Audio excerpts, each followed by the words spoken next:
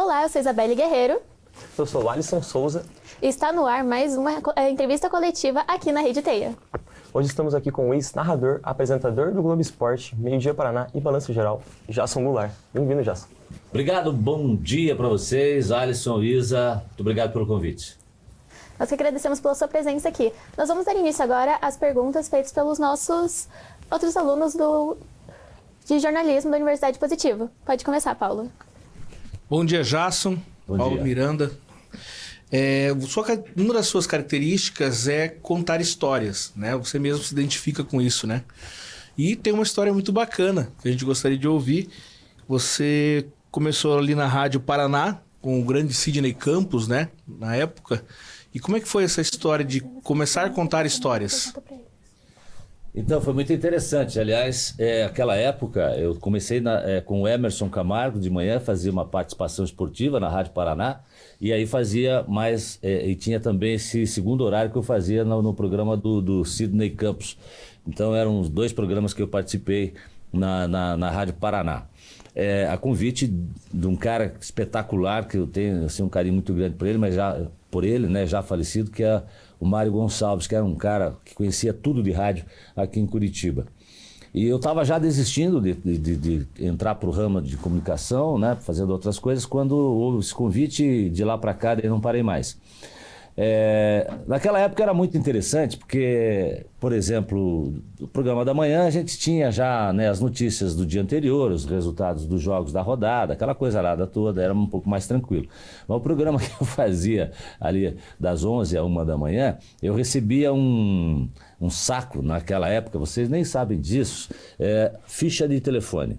Então, assim, eu recebia um saquinho com ficha de telefone, né?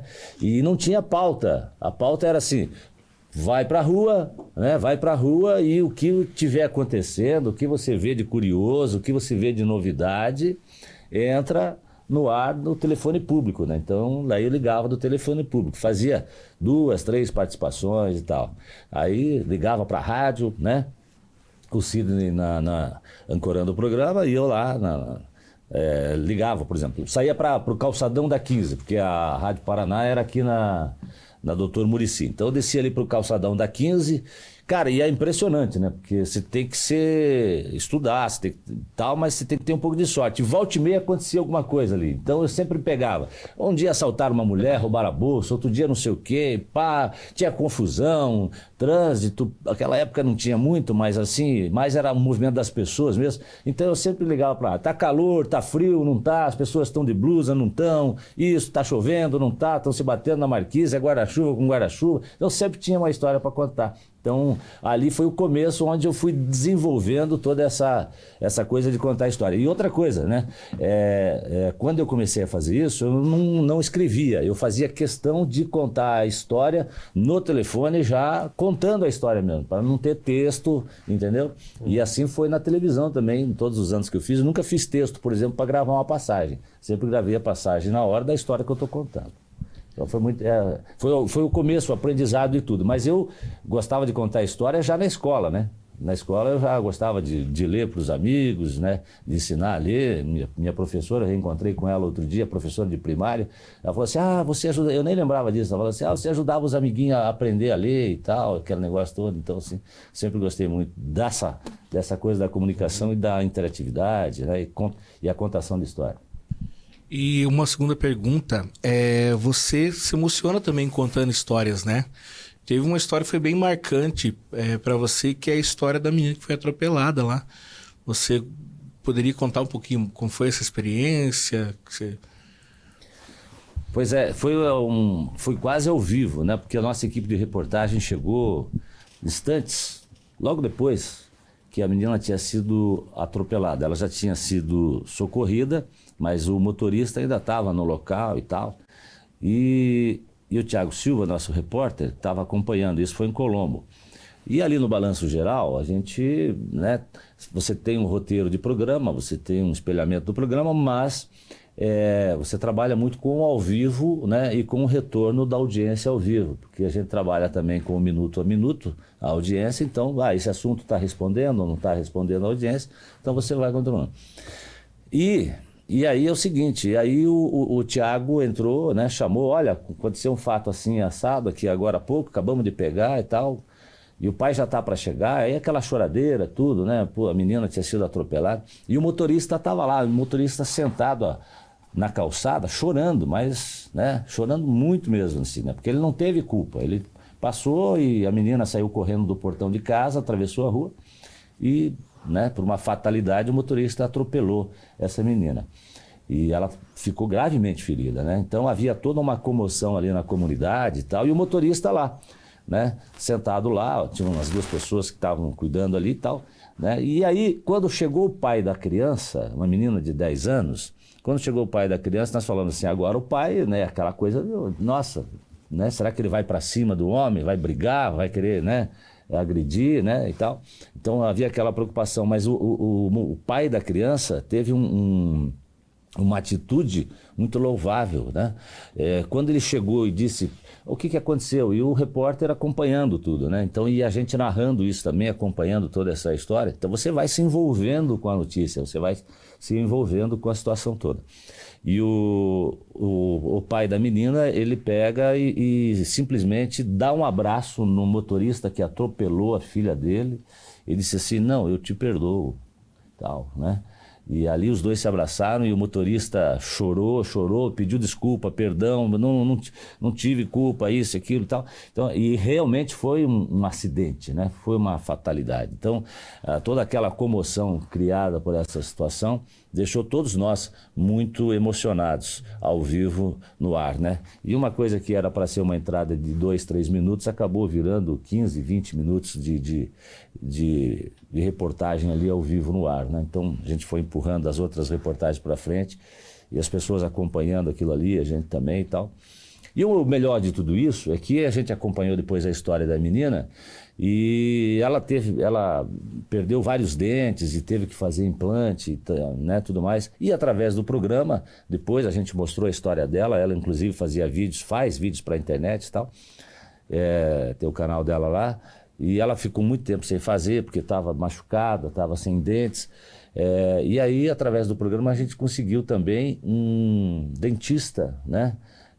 Que ofereceu todo o trabalho depois de implante, tratamento dentário para ela. Então, graças a Deus, né, e a essa pessoa, ela voltou a sorrir novamente, né? E poder desenvolver o trabalho dela na internet. Então, são histórias que realmente emocionam a gente. Que legal, cara, que legal. Obrigado.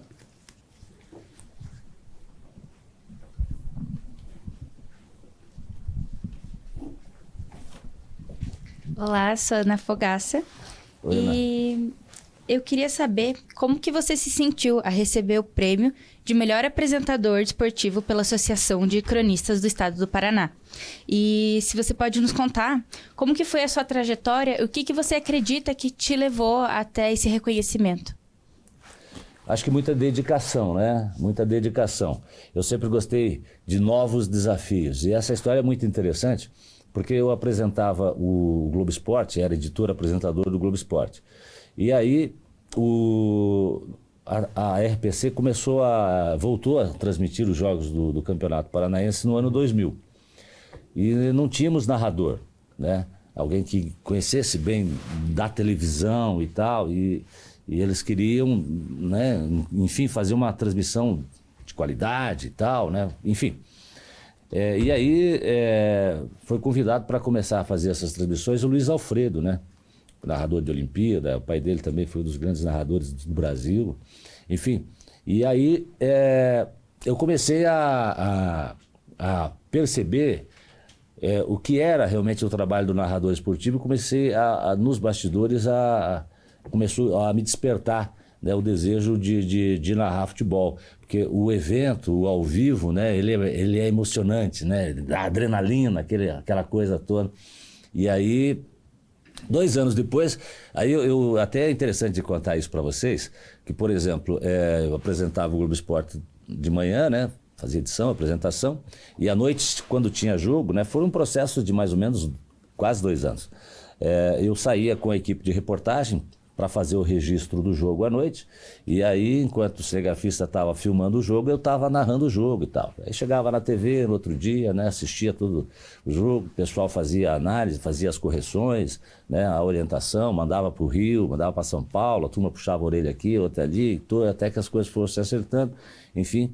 E aí eu estreiei em 2002 na narração, né, no Campeonato Paranaense pela RPC. O jogo era Paraná e Prudentópolis. E de lá, né, aí para frente, logo em seguida teve um diretor da Sport TV que estava em Curitiba acompanhando o trabalho da equipe, e ele acompanhou o meu trabalho de narrador, me convidou aí também para narrar para o Sport TV e para o Premier Futebol Clube, e foram anos assim que, né, daí eu até 2011, né, quando eu deixei o departamento de esportes, né, então eu narrei, aí foi o Campeonato Paranaense, foi Sul-Americana, foi Libertadores, narrei campeonatos catarinense, gaúcho, mineiro, né, carioca, enfim, Libertadores, Sul-Americana, e um amistoso internacional entre França e Itália para o Sport TV Rede, né, então foram assim boas experiências, né. Trabalhei na Olimpíada em 2008 no Sport TV, fiquei um mês no Rio de Janeiro, trabalhando só cobrindo Olimpíada, né, e narrando também os jogos do Campeonato Brasileiro e Sul-Americana. Então também foi uma experiência muito interessante, muito boa. Bom, aproveitando que você engaixou nesse gancho do narrador, queria saber como que é lidar com esse tema tão aberto que é o esporte, que a gente tem que tomar muito cuidado com o que a gente fala, que como você é natural daqui de Curitiba, né, tem os 3 maiores, vamos dizer, se você puxa um pouco para Curitiba, já falam que você é coxa branca, ou se você puxa um pouco para Atlético, falam que você é atleticano, e queria saber como que você conseguiu lidar com todo esse âmbito que tem. Não, eu não consegui. Não, eu não consegui. E dificilmente alguém vai conseguir.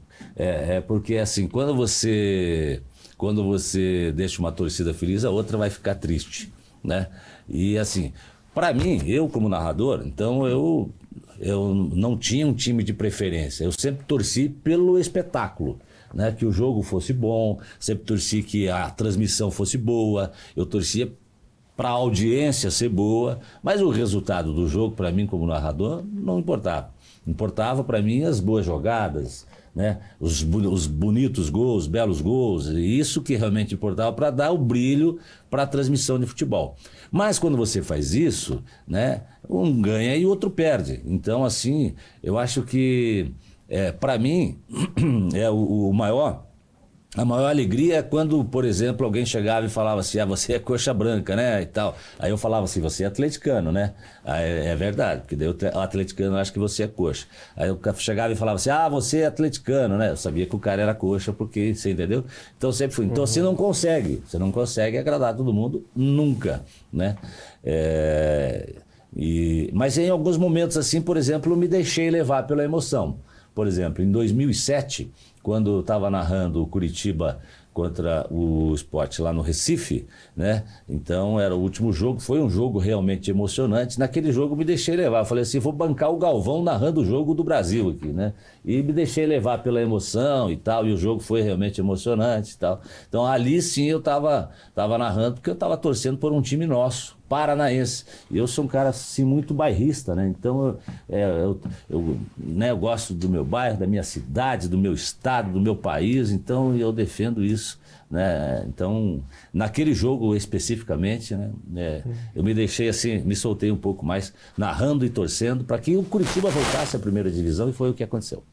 Inclusive, na minha memória, eu não era nascido na época, eu vejo vídeo, logicamente, aquele gol do Denis Marques contra o Paraná Clube, que também. Foi incrível. Foi golaço também. Tem alguns jogos aí, né? Importantes, né? Tem alguns jogos do Paraná Clube também, né? Eu tenho uma simpatia pelo Paraná Clube. Eu aprendi a gostar de futebol com o meu avô, que era torcedor do Colorado e tal, né? Então a gente tem uma simpatia pelo Paraná Clube Pinheiros, né? Lá no Boqueirão, que é o bairro que eu moro, né? Onde tinha os jogos também, na vila lá. Então, assim, mas são simpatias, né? Eu nunca fui assim E depois que você começa a trabalhar também com o esporte, assim, acho que você não se preocupa muito com o resultado do seu time, mas com o resultado do seu trabalho. Com certeza. Vamos voltar às perguntas das alunos. Obrigada. Bom dia, Jason. Bom Prazer dia. estar falando com você. Me chamo João Lucas e eu queria falar sobre esses novos desafios que você comentou. Como foi transitar dentro do jornalismo? Sim, eu lembro de você narrando também, apresentando o Globo Esporte, daí logo em seguida no Meio Dia Paraná. Eu queria saber como que foi para você transitar assim e sempre aceitar novos desafios na sua carreira. Aceitar e criar novos desafios também, né? Porque eu sempre gostei de criar, de inventar coisas, fazer coisas novas, diferentes, né? Então, para quem não sabe, eu comecei apresentando o Jornal Estadual, né? Antes de ir para o Globo Esporte. Eu apresentei o Jornal Estadual, 2 anos e pouco. Aí encerrei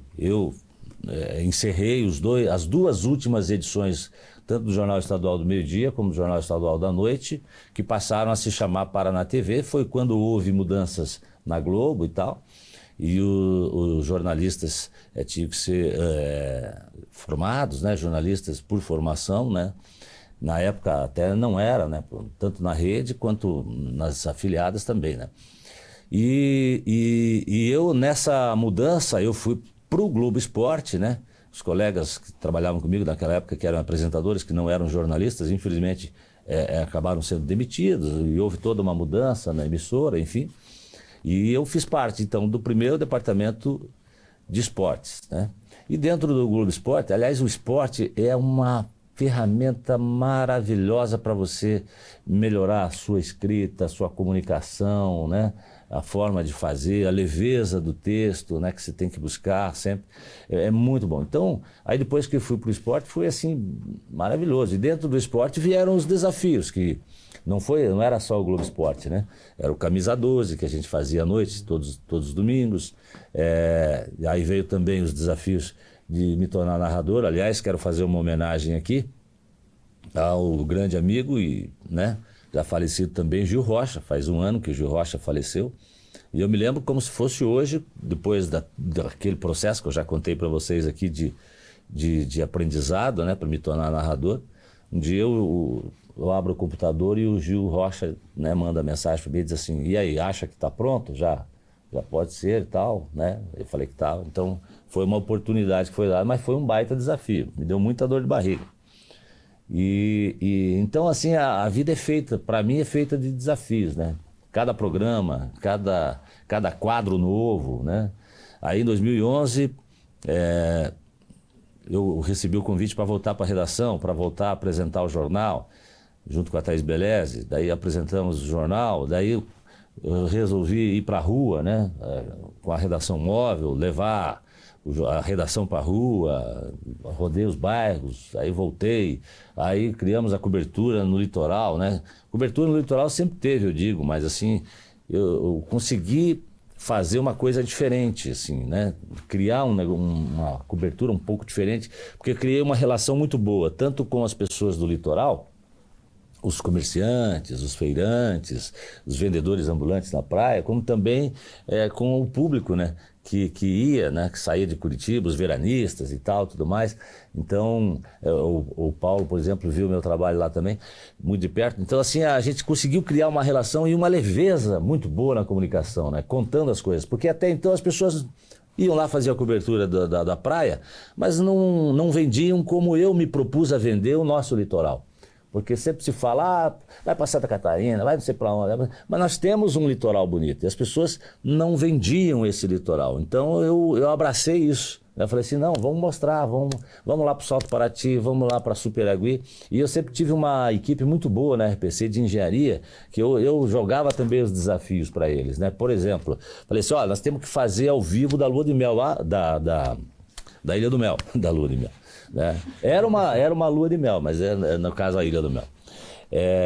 E aí, pô, como é que faz? Vai fazer sinal, não tem sinal, não sobe, não consegue transmitir e tal, não sei o que. Pô, mas daí os caras davam um jeito, a gente ia lá e fazia ao vivo de lá, né? Aí, pô, Superagui, vamos fazer de Superagui. Pô, quando nós fizemos o ao vivo de Superagui, por exemplo, nunca ninguém tinha feito tal, como é que vai fazer e tal? Pá, leva mochilink, mas e daí, esse aqui, aquele e tal, a equipe de engenharia foi um dia antes, eu fui também, um dia antes de fazer o ao vivo, para produzir algumas reportagens lá na ilha e tal, papapá.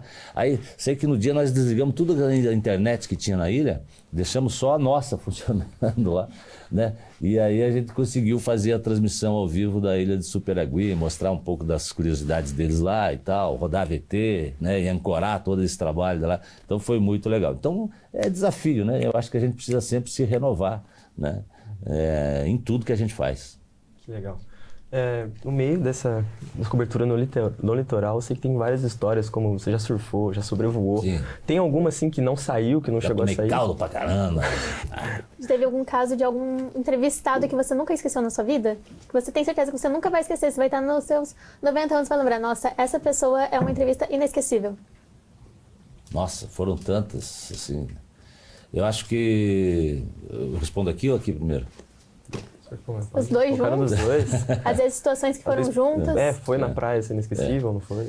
Eu acho que tem uma situação da praia, assim, eu tive muitos momentos de emoção no quadro Desaparecidos que eu apresentava aqui em frente da Praça Santos Andrade, né? Foram 3 anos e meio de quadro. E muitas histórias, muitas famílias que se aproximaram através do nosso trabalho ali. Minha produtora, a Valquíria, né? Nossa, a gente trabalhava muito, né, para dar resultado. Mas lá na praia tem uma história muito curiosa, que quando eu falo que a gente vendia o nosso litoral, né, que eu fazia essa questão de valorizar. Quando eu falo vender, eu falo valorizar o que a gente tem, né? Porque às vezes a gente olha para o terreno do vizinho e fala assim, nossa, aquela graminha tá verde, tá mais verde que a minha. Mas não é, né? Não tá, né? Porque você fica olhando para os outros, tem que olhar para aquilo que você tem, né? Então eu vou cuidar da minha grama, vou deixar ela verde também, não é verdade? Então é por aí. Mas aí eu tô para entrar no ar, estou aguardando para entrar no ar, era um sábado, calor, acho que foi um dos dias mais quentes, eu me lembro assim que foi aquele dia quente, estava derretendo. E esperando, porque eu chegava ali, o jornal começava meio-dia, então, mas às 11 horas eu estava na praia já, na areia. Então, e o calor da areia que reflete, né? Você vai tomando todo aquele calor e tal, queimando. E eu gosto muito de conversar com as pessoas, até para perceber o que eu vou fazer, com quem que eu falo, né? Qual que é a história que eu vou contar aqui, né? Quem é a Dona Maria que está ali, a caipirinha está boa, não está, aquela coisa lá toda. E aí eu estou preparado para entrar, aí o editor-chefe gritou aqui no ponto para mim, disse assim, ô Jasso, 3 minutos aí, tá? 3 minutos tá bom para você? Eu falei, tá bom, 3 minutos aqui tá bom, nessa primeira entrada aí. E daí estou esperando aqui, né? Daí passa um pai de família, me dá uma ombrada assim, né? Pá! E olha para mim e fala assim, quero falar com você, tem um assunto muito sério para falar com você. Pô, eu falei assim, se aguarda um pouquinho, porque eu tô para entrar no ar, já vou entrar no ar, eu já falo com você. Só um minutinho, por favor, só um minutinho. Cara, e daí eu comecei a olhar para aquilo e falei assim, meu Deus do céu, o que está acontecendo? Eu não falei mal do político, não falei mal do prefeito, não disse que estava assim, não fiz nada. Meu Deus do céu, o que aconteceu? Tá bom, mas você fica preocupado, né? Fica preocupado, tal, aquele negócio tudo. Aí quando ele, eu acho que era o Parrasco que estava apresentando, falou assim, vamos lá para a praia, né, litoral, Matinho, Jasso, e aí Jasso, tudo bem aí e tal? Opa, tudo bem, tá calor, um dos dias mais quentes aqui no litoral, tal, muita gente, a água tá boa, tal, não sei o quê. Cara, eu tinha 3 minutos de link. Eu acho que com 1 minuto eu entreguei. Devolvi pro estúdio, porque, pô, aquele negócio na cabeça, o que acontece? Pô, por que o cara... Pô, não aprontei nenhuma, né? Pô, tal. Tinha certeza disso, inclusive. Não tinha, né? Daí, pô, tá. Aí devolvi, daí eu fui lá falar com ele, tava ele, a mulher, as crianças, assim, brincando na areia. Daí eu perguntei, disse, tudo bem, amigo, tudo certo? Aconteceu alguma coisa? Posso ajudar e tal? Ele olhou para mim e falou assim, o negócio é o seguinte, seu Jasso, você fica aí falando que o nosso litoral é bonito, né? Que tem alegria, que as pessoas são bonitas, que a água tá morna, que tá tudo gostoso, que é tudo lindo e maravilhoso. Puta que eu pariu, enquanto eu não botei a mulher e as crianças no carro, não me deixaram em paz, estou aqui por tua culpa. Aí eu falei, porra, resolveu. saiu aquele peso das costas e tal. Aí eu dei um abraço nele, na família e tal, tudo mais. Então, é o resultado do trabalho da gente. Acho que essa foi uma resposta que meio que respondeu as duas ao mesmo tempo. Pode retornar para as perguntas dos restantes nossos estudantes de jornalismo, agora com a Ana. Bom dia, já sou a Olá. Ana. Aproveitando também o que eles estão falando, o Balanço Geral é considerado, né, um jornal pesado, digamos assim. E eu queria saber de você, sua opinião, se teve alguma matéria que mais te deixou sensível na hora de passar para os telespectadores, como foi para você lidar com essa situação? Quando eu aceitei o desafio de ir para o Balanço Geral, porque em 2020, em 2018, 2019, eu já vinha pensando em fazer uma transição na minha carreira. E aí, quando foi em 2020, veio a pandemia e, né, enfim, as empresas se fecharam, né, a RPC também, né, por causa da pandemia. E aí surgiu a RIC, que me fez uma proposta para eu ir para lá. Eu pedi demissão na RPC depois de 25 anos e fui para a RIC. Eu gosto de desafio. E o Balanço Geral era terceiro lugar no horário do almoço.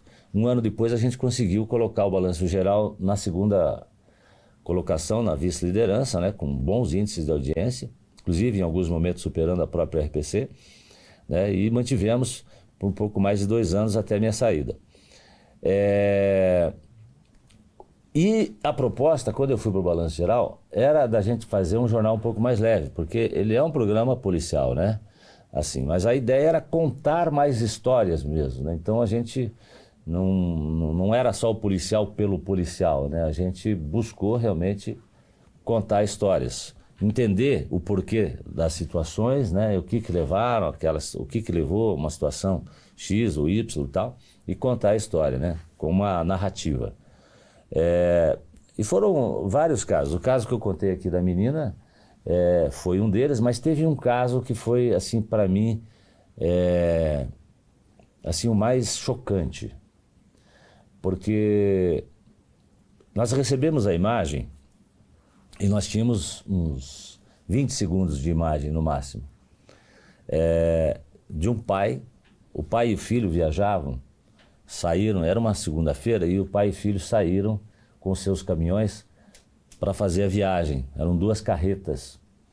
E num determinado ponto da viagem, na região oeste do nosso estado, o pai segurou no freio e o filho não conseguiu segurar a tempo, e a cabine da carroceria, da cabine do caminhão do filho bateu na carroceria do caminhão do pai, e o filho ficou preso na cabine do caminhão.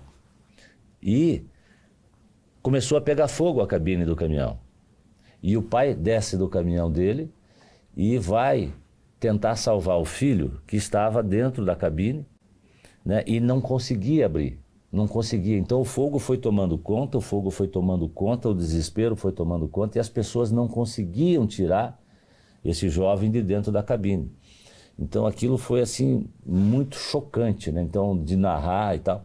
E daqueles 20 segundos que a gente mostrou, nós somos os primeiros, nós somos a primeira equipe de TV a dar essa imagem naquele dia. E a partir daquele momento começaram a chegar outras imagens de motoristas e pessoas que passavam ali pela rodovia e tal, e aí a nossa equipe de jornalismo de Cascavel foi para lá, foi cobrir. Então foi assim, foi muito chocante mesmo, foi assim difícil de fazer, de narrar e de mostrar o desespero daquele pai tentando salvar o filho que estava preso dentro de uma cabine, condenado à morte porque não conseguiram tirar o rapaz de dentro da cabine. E o fogo consumiu toda a cabine daquele caminhão e, consequentemente, o rapaz também se foi. Então foi, assim, muito difícil de fazer. Muito obrigada pela resposta.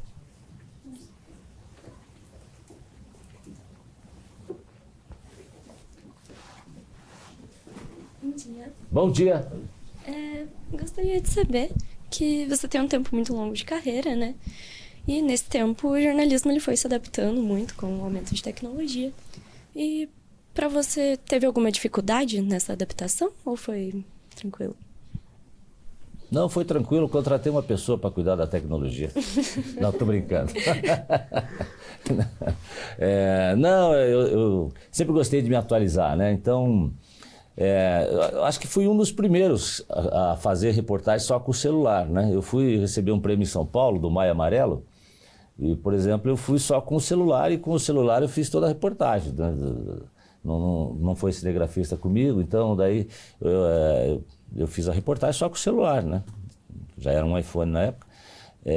Foi tranquilo, deu tudo certo e sempre procurei fazer isso, me atualizar, né? E mesmo fazer as transmissões, enfim, a gente teve várias experiências lá na RPC disso, que eu participei, inclusive, né? Outra coisa, eu sou editor, então às vezes eu chegava da rua com material, né? Eu mesmo ia para o computador para editar, né? Entregava o material já editado para o editor-chefe, era só colocar no ar, né? Cabeça pronta, crédito, tudo. Então, assim, eu sempre procurei me atualizar e procurei cuidar da tecnologia, estar por dentro da tecnologia. Mas é claro, assim, as coisas avançam rapidamente, né?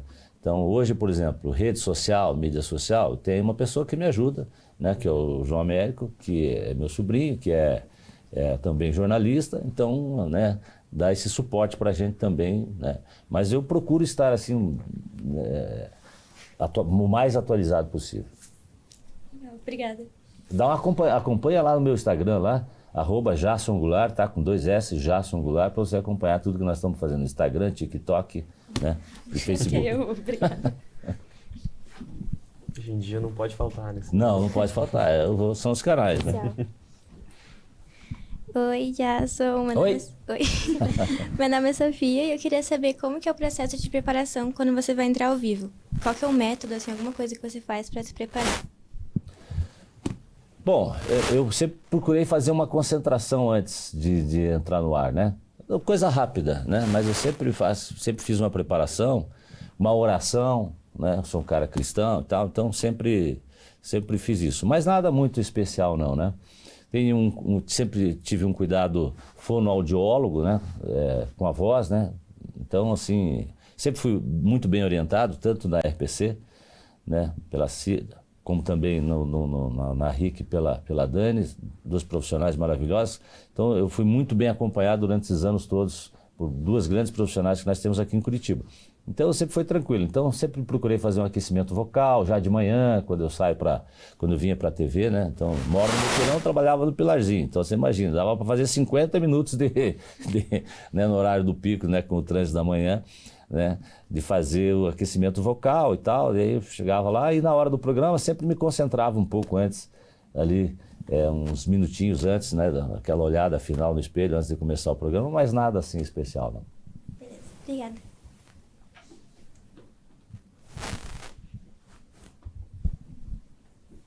Oi, Jasson, bom dia. Bom dia. Meu nome é Jennifer e eu gostaria de saber qual a sua maior realização, assim, no jornalismo, que para você muito marcante, assim, a realização mesmo. Olha, eu acho que a realização não tem uma só, assim, pessoal, porque eu sempre me realizei quando eu vi que o trabalho que eu fiz resultou ou impactou positivamente na vida de alguém. Então, quando a gente faz o nosso trabalho, quando a gente exerce a nossa função social e tal, né?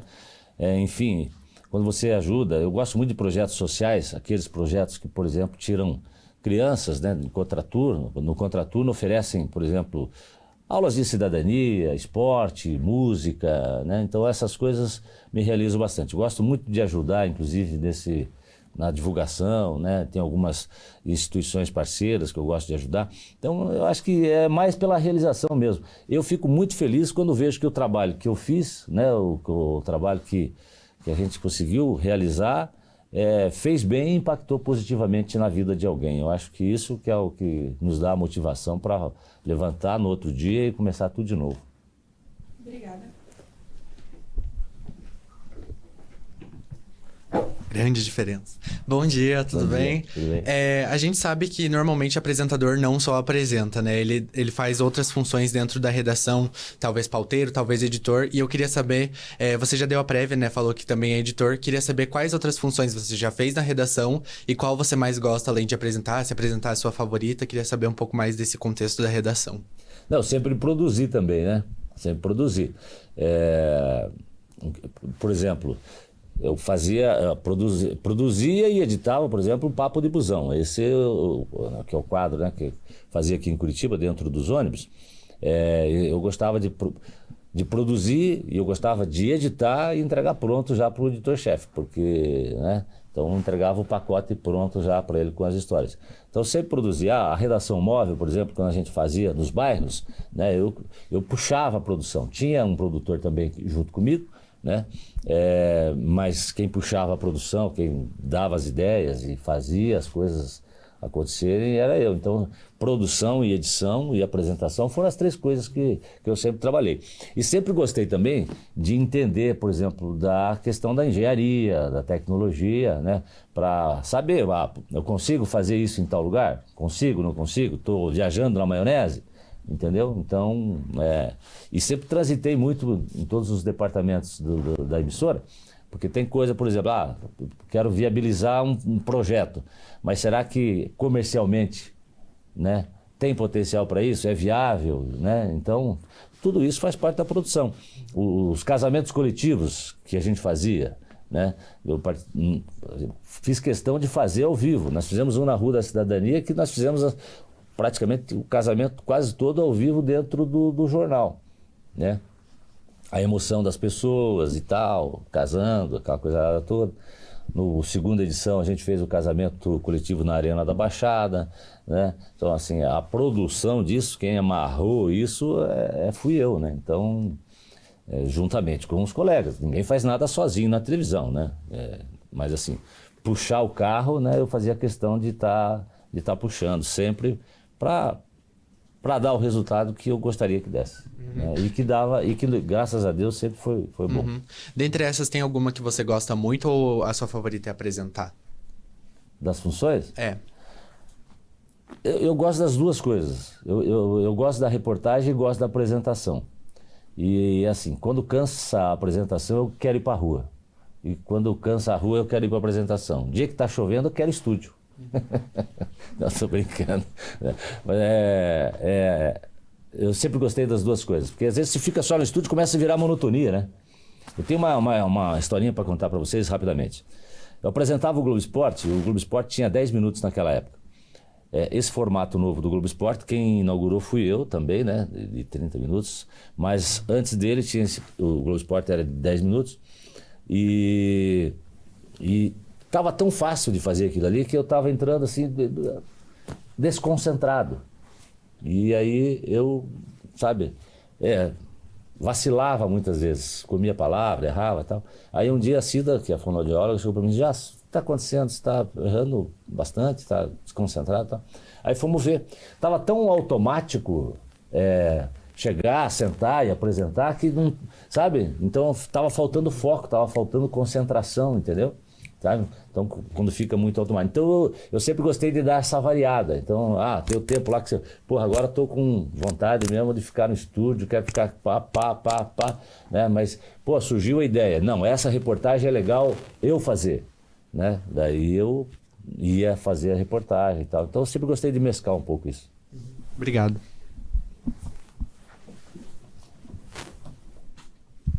Bom dia, Jason. Bom dia. Sou o Pedro. Eu queria saber se você gostaria de ter tido mais tempo trabalhando na área esportiva. Eu acho que tudo tem o seu tempo. Não acho que... não. Eu acho que foi um tempo bacana, foi um tempo legal, mas quando eu voltei para a redação também era um novo desafio na minha vida. Voltar para a redação, apresentar o jornal de novo, tal, ao lado de uma... né? Enfim, eu acho que está tudo certo. Eu não tenho nenhum arrependimento, não tenho mágoa, não tenho nada de nada. Eu sempre gosto de olhar para frente. O que ficou para trás a gente usa como conhecimento para a gente fazer o futuro ser diferente e ser melhor. Mas está tudo certo. Obrigado.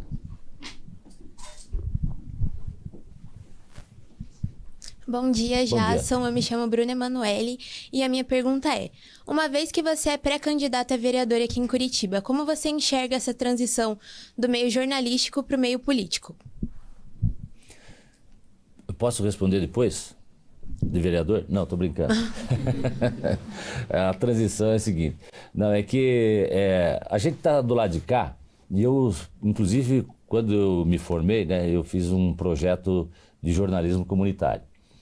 Que foi a implantação da RCB, a Rádio Comunitária do Boqueirão, e também outros trabalhos comunitários, né? De jornalismo.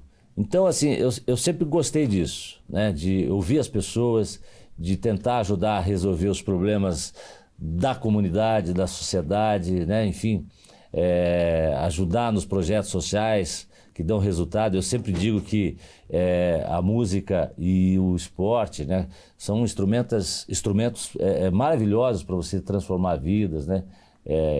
Enfim, promover cidadãos, né? Criar, ajudar. E essa transição agora é o seguinte, eu penso que chegou o momento. As pessoas me perguntavam e me convidaram. Em várias eleições passadas, né, eu sempre recebi convite, olha, vamos lá para você sair candidato a vereador e tal. Eu achava que não era o momento ainda, né, porque eu tinha ainda bastante coisa para fazer dentro do jornalismo e acho que ainda tenho muita coisa para fazer e vou fazer. Mas eu acho que nesse momento, a experiência de vereador na nossa cidade, eu acho que vai me dar condição, a caneta, de eu poder ajudar muito mais. E eu ouvi isso de um político até, que ele disse assim, Jason, com a experiência que você tem, ouvindo as pessoas como você ouve há 30 anos, você vai ver que na televisão você consegue ajudar uma família, ou consegue ajudar uma criança, ou consegue ajudar uma determinada situação. E com um cargo de vereador, você vai conseguir ajudar com uma emenda, por exemplo, né, com um orçamento, ajudar uma escola, ajudar uma vila, ajudar uma comunidade, é um peso muito maior, né? Então eu estou muito ansioso para poder viver essa experiência e tentar fazer isso, levar para a política tudo aquilo que eu vi ao longo desses 30 anos aí de televisão e comunicação e rádio, né? E tentar fazer diferente. Eu sempre busquei fazer o diferente na televisão e no rádio, e eu quero e vou buscar fazer diferente novamente na política. O resultado disso a gente só vai saber depois, mas eu estou super ansioso também. Obrigada.